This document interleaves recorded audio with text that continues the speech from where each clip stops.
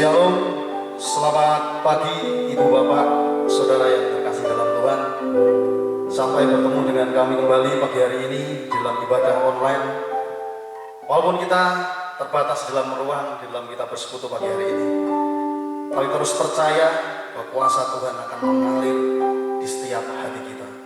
Dan mari saya mengajak Bapak Ibu Saudara yang di rumah pagi hari ini, kita akan sama-sama persiapkan hati kita. Kita akan terus memandang Tuhan pagi hari ini. Biarlah Roh Kudus yang membimbing setiap hidup kita. Biarlah Roh Kudus yang memenuhi hidup kita. Untuk kita terus belajar mendekatkan diri kepada Tuhan. Haleluya Tuhan Yesus. Haleluya. Mari saya mengajak Bapak Ibu Saudara yang di rumah, kita akan bersama-sama menyembah dan memuji Tuhan pagi hari ini.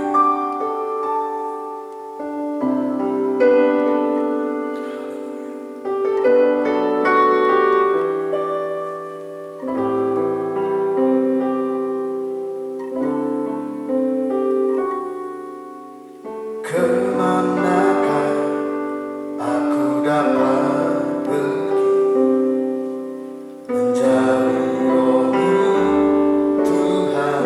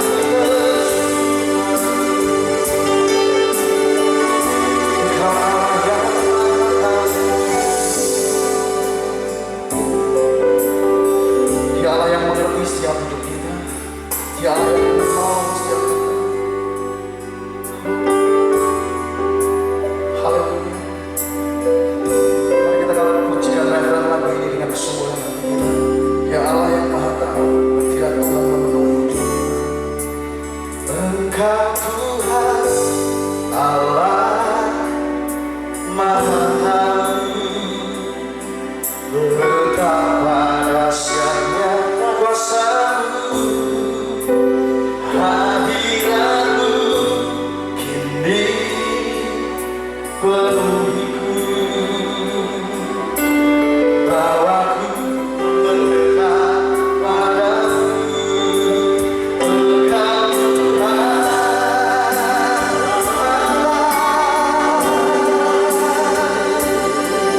betapa dahsyatnya kuasa-Mu, hadirat-Mu kini penuhiku, bawaku mendekat padamu, bawaku mendekat padamu,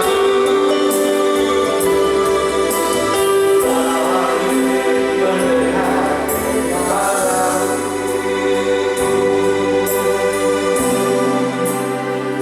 Haleluya.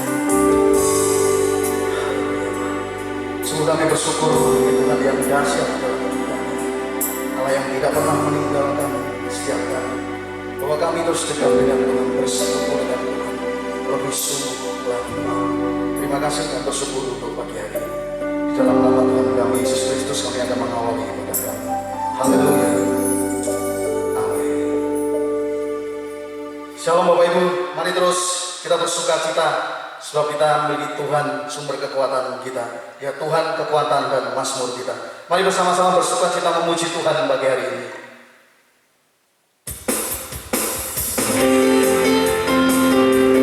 Haleluya. Mari bersuka cita, dimanapun berada, bertepuk tangan, bersuka cita memuji Tuhan pagi hari ini.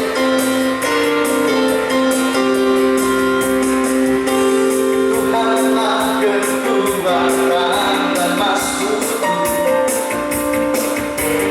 ya gunung batu dan keselamatanku, hanya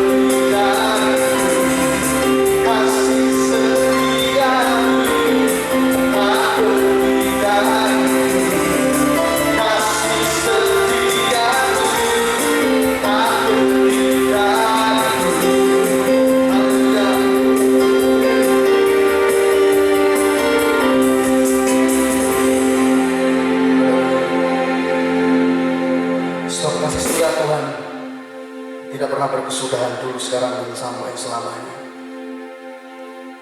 Dialah penolong kita, Dia gembala yang baik yang membimbing kita ke air yang benar. Firman-Nya menyegarkan setiap jiwa yang haus di dalamnya. Mari terus berpegang pada Tuhan. Mungkin keadaan kita, suasana hari-hari ini, berita hari-hari ini banyak yang membuat kita takut. Tapi percaya kita memiliki Yesus yang senantiasa membimbing kita, menyegarkan setiap jiwa kita.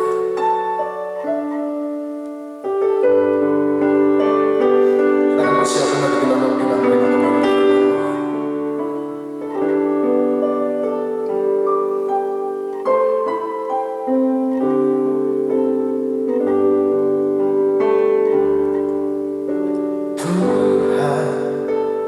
Adalah gembalaku, takkan kekurangan aku.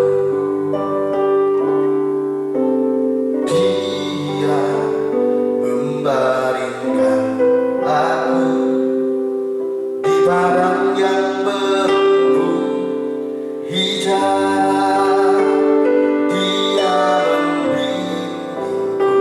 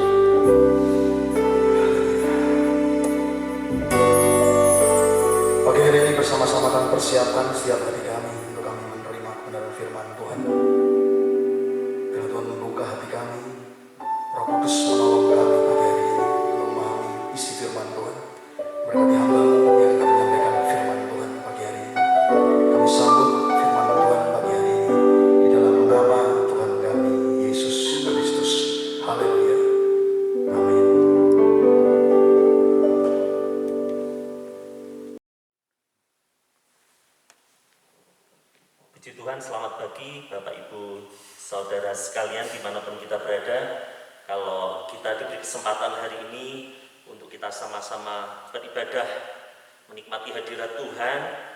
Saya percaya itu satu hal yang terus kita syukuri dan kita gunakan untuk terus memuliakan Tuhan dalam hidup kita. Pagi hari ini mari kita akan merenungkan kebenaran firman Tuhan dengan tema meneguhkan lutut yang goyah. Meneguhkan lutut yang goyah. Mari kita membuka bersama-sama Alkitab kita di dalam kitab Yesaya. Kitab Yesaya, Bapak Ibu Saudara sekalian, Yesaya pasal 35 ayat 3 sampai 4. Demikian firman Tuhan. Kuatkanlah tangan yang lemah lesu dan teguhkanlah lutut yang goyah. Katakanlah kepada orang yang tawar hati, kuatkanlah hati, janganlah takut. Lihatlah, Allahmu akan datang dengan pembalasan dan dengan ganjaran Allah. Ia sendiri datang menyelamatkan kamu. Puji Tuhan. Bapak Ibu Saudara sekalian, ya, kita masih ada di situasi pandemi selama satu setengah tahun terakhir ini ya Bapak Ibu Saudara.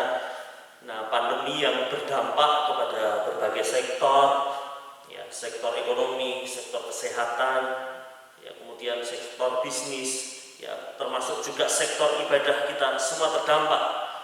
Dan rasanya beberapa waktu lalu kita mulai lega karena kita situasi sudah membaik, situasi sudah angka tren COVID mulai turun, ya saudara, rasanya sudah mulai membaik. Tetapi setelah Lebaran angka kembali naik, ya saudara, dan membuat kita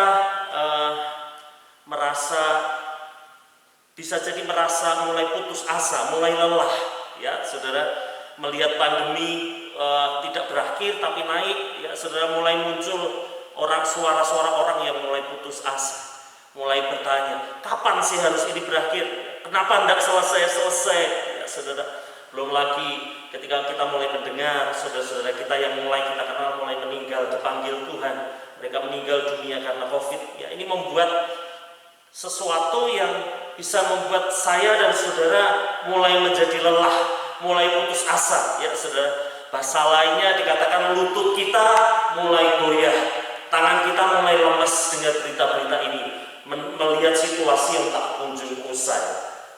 Ya saudara, tapi pagi hari ini saya mengajak Bapak Ibu Saudara mendengar firman Tuhan, merenungkan kebenaran firman Tuhan, bahwa kalau kita hari-hari ini mengalami keputusasaan, kaki kita mulai lemah, saudara, lutut kita mulai goyah, ya saudara, ada satu prinsip firman Tuhan yang pagi hari ini mari kita pelajari bersama-sama, bahwa kalau kita ingin mengalami kemenangan di tengah situasi ini, maka penting bagi kita saudara untuk kita kembali menguatkan tangan yang lemas dan lutut kita yang goyah. Sekali lagi, kalau kita ingin mengalami kemenangan, maka penting bagi kita untuk kita kembali menguatkan kaki kita yang goyah, saudara. Nah, mungkin pertanyaannya begini, bagaimana mungkin di tengah situasi ini kita bisa menguatkan kaki kita, menguatkan lutut kita yang goyah? Caranya gimana? Ya, itu mungkin jadi pertanyaan dalam hidup kita. Nah, saudara, bagaimana supaya kaki kita kembali kuat, lutut kita mulai kuat kembali? Maka saya belajar satu hal, saudara. Kalau kita mau kuat kembali, maka kita harus mengingat satu prinsip ini, bahwa meskipun kita ada di dalam kesukaran, kita harus mengingat bahwa kita punya pengharapan, Itu sebabnya firman Tuhan tadi indah berkata dalam hidup kita, kalau kaki kita mulai goyah, ingat ada pengharapan di dalam Tuhan, bahwa dikatakan Tuhan sendiri akan datang menyelamatkan hidup kita. Itu adalah sebuah berita pengharapan yang kita dengar dan kita harus pegang pagi hari ini, saudara. Pengharapan penting untuk kita terus punya pengharapan dalam hidup kita, Bapak Ibu Saudara. Tahun lalu ada sebuah viral di Indonesia. Ada satu anak muda berusia 19 tahun namanya Aldi. Aldi ini harus terkatung-katung di laut seorang diri selama 49 hari. Dia seorang anak dari Minahasa Utara.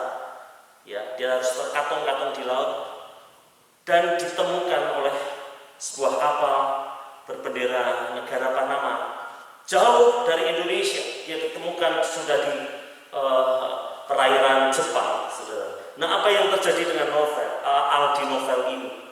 Aldi Novel ini rupanya bekerja di laut. Dia bekerja di di tempat penangkapan ikan. Jadi ada tambak, kemudian semacam tambak begitu, saudara. Kemudian dia bekerja di rakit situ untuk memasang penerangan supaya ikan-ikan datang ke situ.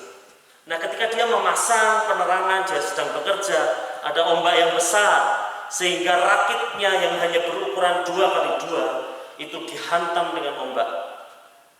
Dan akhirnya dia harus terombang-ambing di tengah laut.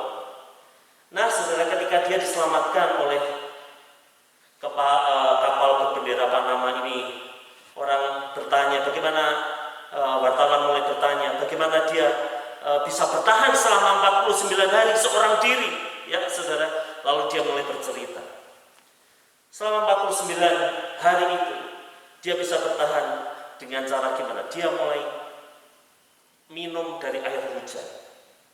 Ya, dia bertahan dengan cara minum air hujan. Nah, selain itu ada hal yang luar biasa yang dia kerjakan.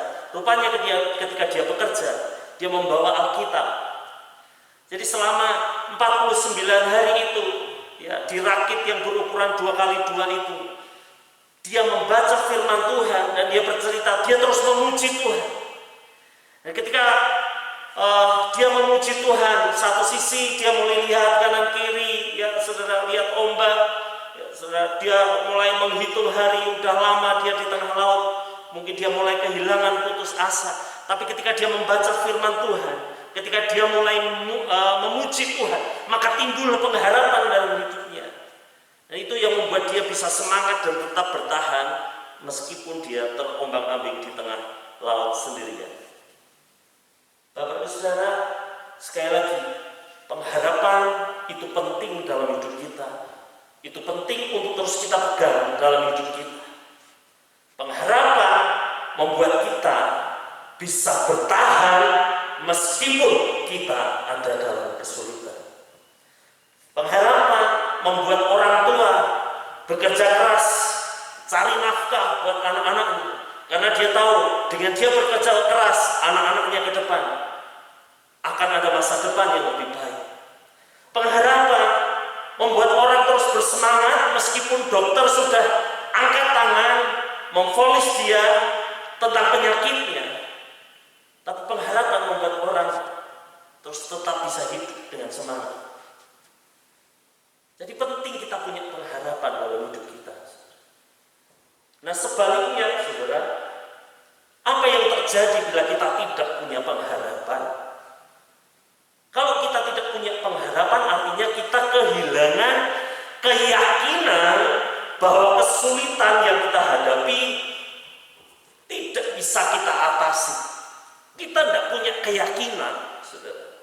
Sehingga kita mulai putus asa, kita mulai depresi, ya, kita mulai berhenti di tengah jalan, ya, saudara, dan hidup mulai seolah-olah berhenti saat itu. Jadi sekali lagi, saudara, penting sekali untuk kita punya pengharapan. Pertanyaannya begini, bagaimana kita bisa membangun pengharapan di tengah kesulitan? Bagaimana kita bisa tetap berharap ketika kita di situasi sulit? Nah, saya mengajak saudara hari ini membuka Alkitab di Ibrani pasal 11 ayat yang pertama. Bagaimana kita bisa membangun pengharapan? Ibrani pasal 11 ayat yang pertama, firman Tuhan berkata, iman adalah dasar dari segala sesuatu yang kita harapkan dan bukti dari segala sesuatu yang tidak kita lihat. Bapak Ibu Saudara, ternyata yang namanya pengharapan itu berkaitan erat dengan yang namanya iman. Berkaitan erat dengan yang namanya iman. Pengharapan itu berkaitan erat dengan namanya iman. Firman Tuhan katakan iman adalah dasar segala sesuatu untuk kita berharap. Ya, artinya apa sih saudara? Kalau kita mau punya pengharapan, kalau kita mau terus berpengharap, maka hal yang dasar yang harus kita bangun adalah iman kita. Iman kita yang harus terus kita bangun. Saya mempunyai analogi. Iman itu adalah seperti bahan bakar bagi kendaraan untuk bisa tetap berjalan. Ketika mobil kendaraan ada bahan bakarnya, maka mobil itu punya energi untuk dia bergerak. Nah, iman itu adalah seperti bahan bakar bagi hidup kita. Ketika kita punya bahan bakar, ketika kita punya iman, maka pengharapan kita akan terus bertumbuh dalam hidup kita. Jadi sekali lagi, kalau kita mau membangun pengharapan dalam hidup kita, maka kita perlu membangun iman. Perlu membangun iman. Nah, iman itu dibangun dengan cara seperti apa? Ya, mari kita buka Roma 10 ayat 17. Roma pasal 10 ayat 17 berkata demikian. Jadi iman timbul dari pendengaran, dan pendengaran oleh firman Kristus. Pak, saudara, luar biasa. Tadi kalau kita mau punya pengharapan, maka yang harus kita bangun adalah iman. Nah, iman bisa kita miliki ketika kita mendengar firman Tuhan dalam hidup kita. Jadi kalau kita mau punya pengharapan, saudara, kita perlu hidup di dalam firman, membaca firman Tuhan setiap hari dalam hidup kita. Itu sebabnya, saudara, ketika kita mulai lemah, kita baca firman Tuhan, kita menemukan janji-janji Tuhan, maka muncul kepercayaan dalam hidup kita. Firman Tuhan berkata, firman Tuhan itu menyegarkan jiwa kita, memberi pengharapan dalam hidup kita. Jadi penting bagi kita untuk terus belajar firman Tuhan, membaca firman Tuhan setiap hari dalam hidup kita.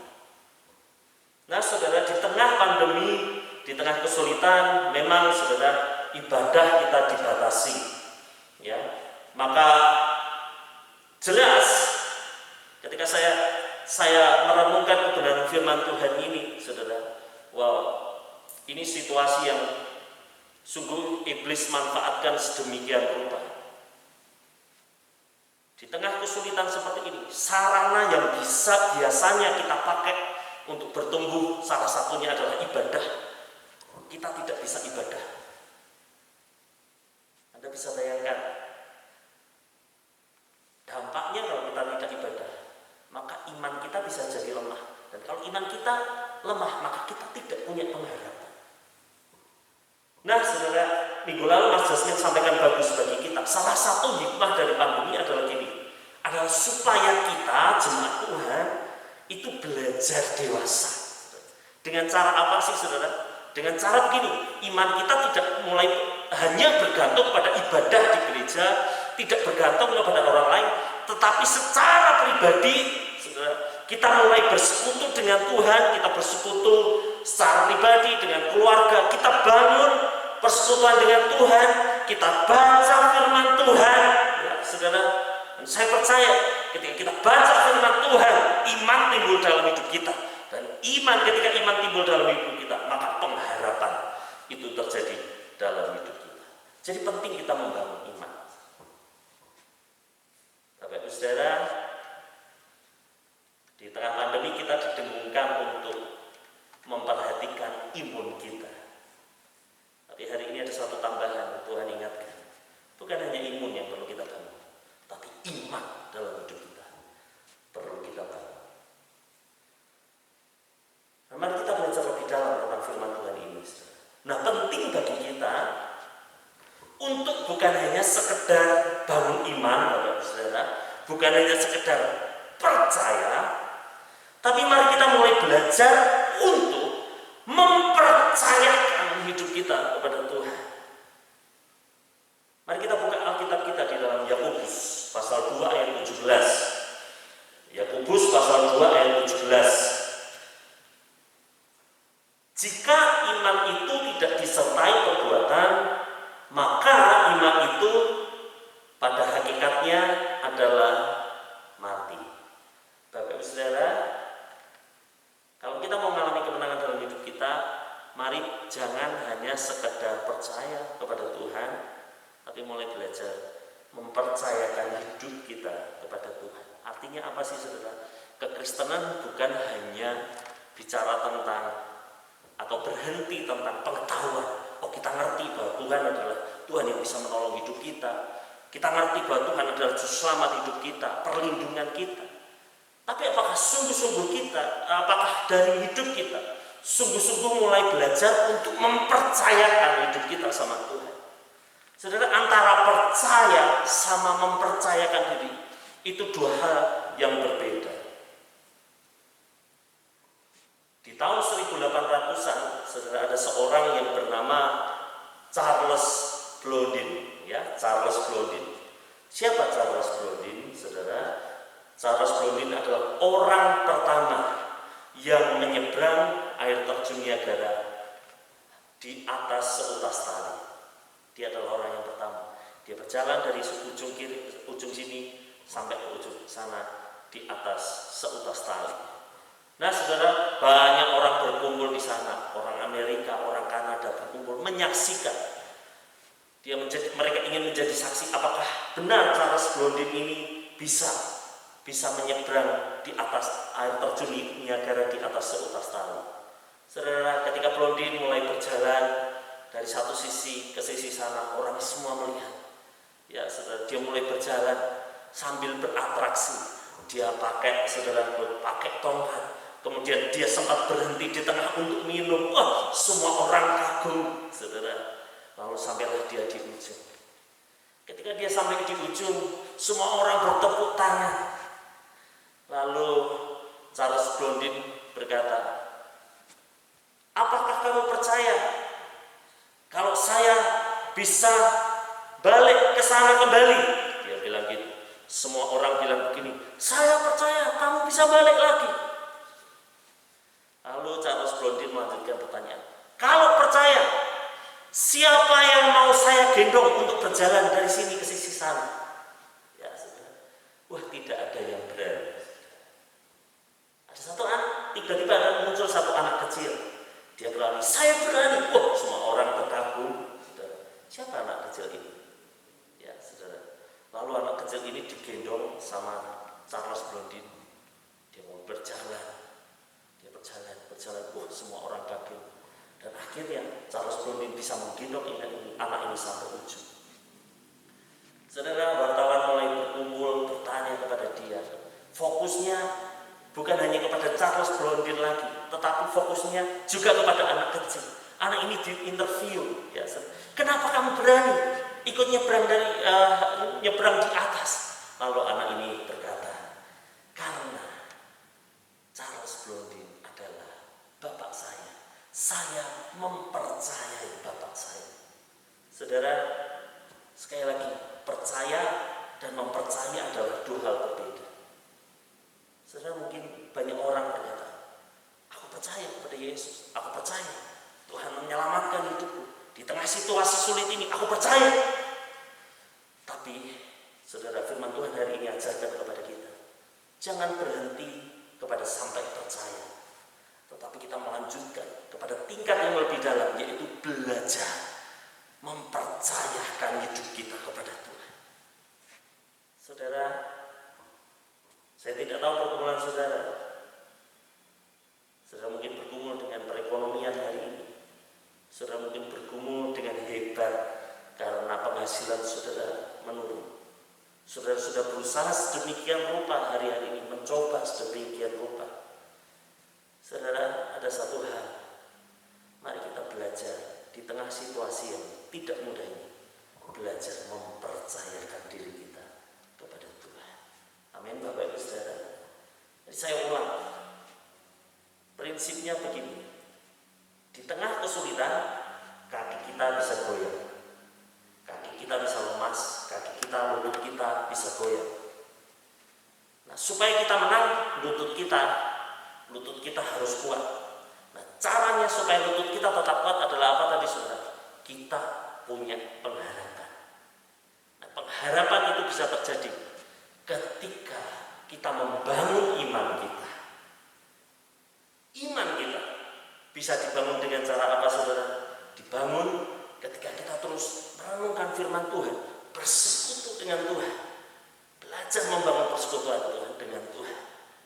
Dan lebih lagi, ketika iman kita sudah percaya, iman kita naik kepada percaya kepada Tuhan, jangan berhenti kepada sampai percaya, tapi belajar untuk menyerahkan apa yang kita khawatirkan, apa yang kita temukan, percaya Tuhan sepenuhnya dalam hidup kita. Hidup belajar mempercayai Tuhan.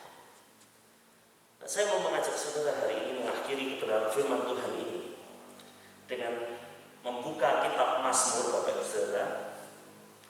Mazmur pasal 33, Mazmur pasal 33 ayat 17 sampai 22.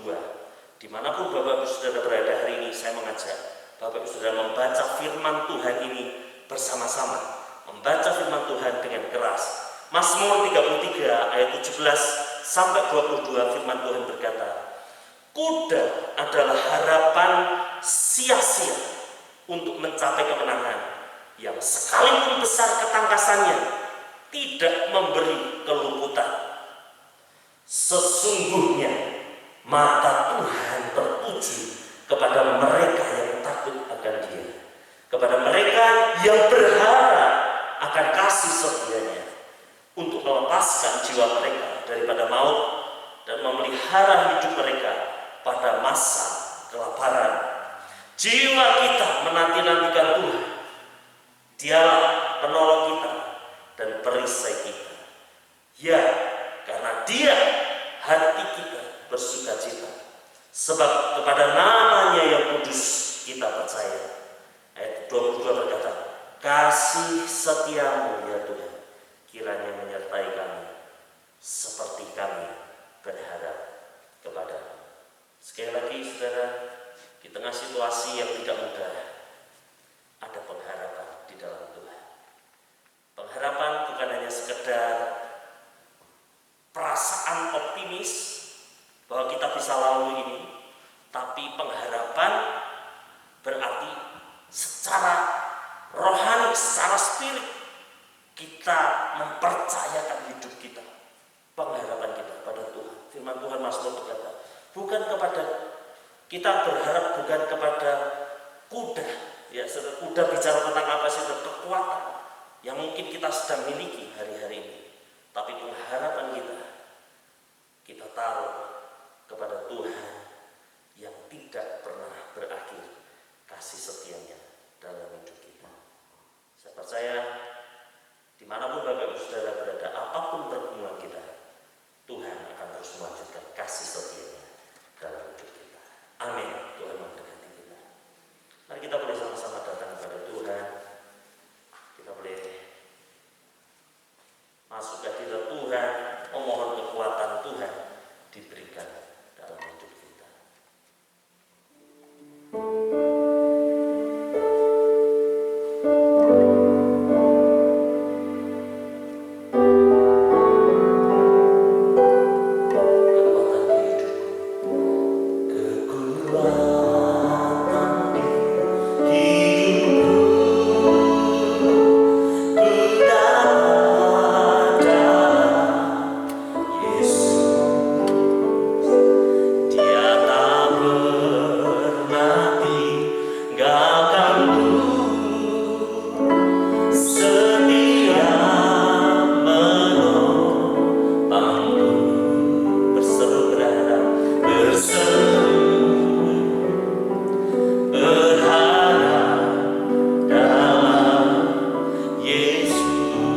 Kita boleh angkat tangan sama-sama, katakan ajaib Tuhan, ajaib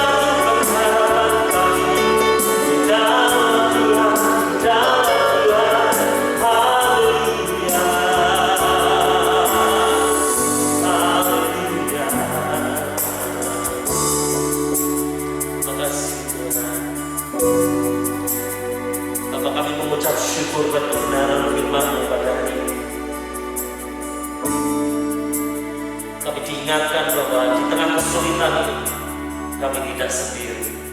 Tangan-Mu terus menopang hidup kami. Kasih setia-Mu menopang hidup kami. Terima kasih.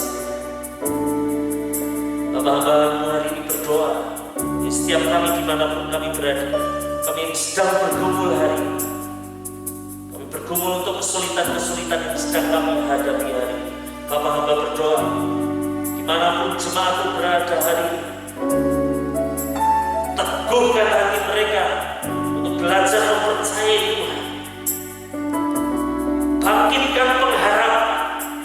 Hamba berdoa, orang-orang yang mulai letih, lutut yang mulai goyah, berdoa ini di dalam nama Yesus, kekuatan Tuhan diberikan. Di dalam nama Yesus, terimalah kekuatan yang baru.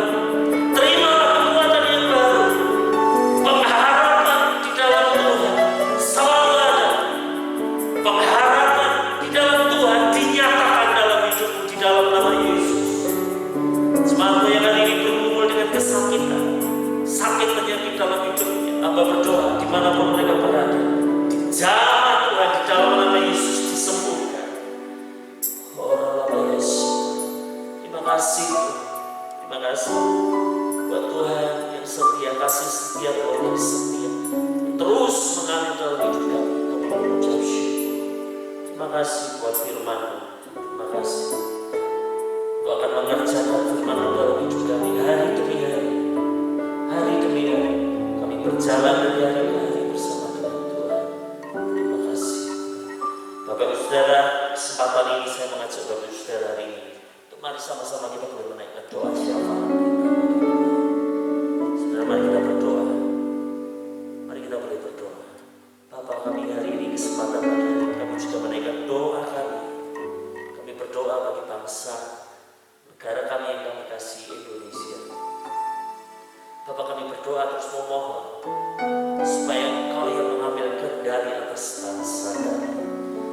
Tuhan, Indonesia ada di dalam tangan-Mu. Indonesia ada dalam tangan kasih penyertaan-Mu Tuhan. Hari ini kami berdoa untuk para pemimpin kami, para pemerintahan, legislatif. Tuhan kami berdoa supaya Tuhan menyertai mereka para pengambil keputusan, pengambil kebijakan. Tuhan kami berdoa supaya setiap kebijakan, keputusan yang diambil itu berasal daripada hikmat Tuhan sendiri. Kami berdoa Tuhan untuk situasi pandemi yang sedang dialami khususnya di bangsa dan negara kami. Kami memohon Tuhan supaya Tuhan kemuliaan-Mu turun atas Indonesia, lawatan-Mu turun atas Indonesia, kesembuhan terjadi, perlindungan terjadi. Tuhan, darah-Mu Tuhan atas Indonesia. Tuhan, darah-Mu menebus Indonesia, mengampuni setiap dosa dan kesalahan bangsa kami, dan menggantikan dengan sukacita pemulihan, kesembuhan mengalir. Tuhan kami terus membawa, mengasihi bangsa kami, membawa ke dalam tangan penyertaan-Mu. Tuhan kami juga berdoa untuk orang-orang yang sedang terinfeksi virus COVID hari-hari ini. Kami berdoa kiranya Tuhan menjamah, menyembuhkan. Oleh pilur-pilur Yesus mereka disembuhkan di dalam nama Yesus. Baik mereka yang isolasi mandiri di rumah maupun mereka yang ada di rumah sakit. Kami mohon Tuhan kiranya kasih penyertaan-Mu menyembuhkan mereka. Kami berdoa untuk saudara-saudara kami, para relawan dan juga tenaga medis yang berjuang di tengah kesulitan ini. Kami berdoa mohon perlindungan Tuhan atas mereka dan juga bagi keluarga mereka. Tuhan penyertaan-Mu, perlindungan-Mu sempurna atas mereka. Secara khusus bagi jemaat-jemaat kami yang berjuang juga sebagai tenaga medis di rumah sakit, kami mohonkan Tuhan anugerah Tuhan bagi mereka, penyertaan perlindungan Tuhan bagi mereka di dalam nama Yesus. Terima kasih Tuhan, terima kasih. Kami mengucap syukur, mengucap syukur. Terima kasih Tuhan, kami menyerahkan doa kami hari ini, doa syafaat kami di dalam tangan Tuhan. Mari sekali lagi angkat tangan kita mengucap syukur Tuhan. Haleluya, karena Tuhan pengharapan dalam hidup kita. Haleluya. Katakan Tuhan, kalau pengharapanku.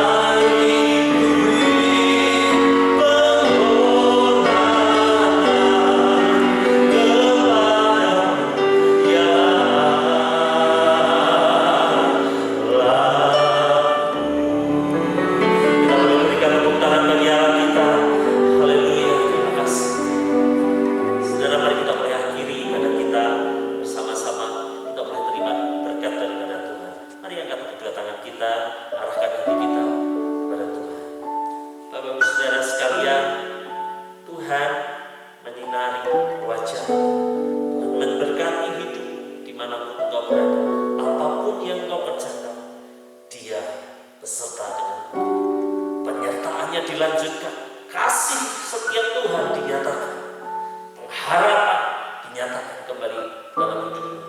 Terkatilah segala yang kau usahakan oleh Tuhan, dimanapun kau berada, di desa, di kota,